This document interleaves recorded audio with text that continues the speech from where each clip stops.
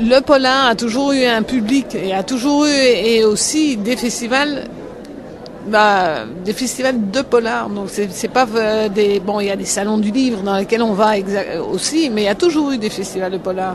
Il y a, je pense, à côté de la grande littérature, de la littérature, il y a une littérature qui existe. Enfin bon, plusieurs littératures d'ailleurs, dont le polar. Et donc il y a eu toujours un attrait pour cette littérature-là. La différence, c'est que maintenant, il y a d'autres grands éditeurs ou un public beaucoup plus large qui s'intéresse à cette littérature-là.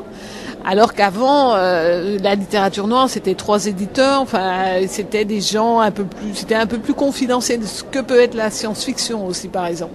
Tandis que maintenant, ça s'est ouvert beaucoup plus, donc il y a un afflux de public de gens qui n'ont pas forcément des cultures de littérature noire, mais qui s'intéressent parce que c'est excitant, parce que ça parle de la vie, parce que ça nous raconte des histoires. Et donc c'est ça qui a un peu changé. Ce qui a un peu changé, c'est qu'effectivement, il y a 20 ans, on faisait des débats où on était 3 femmes, et parce que c'était exceptionnel en fait. Et ça continue à être quand même assez rare, parce que c'est une littérature où il y a beaucoup d'hommes, en fait, plus d'auteurs hommes que femmes.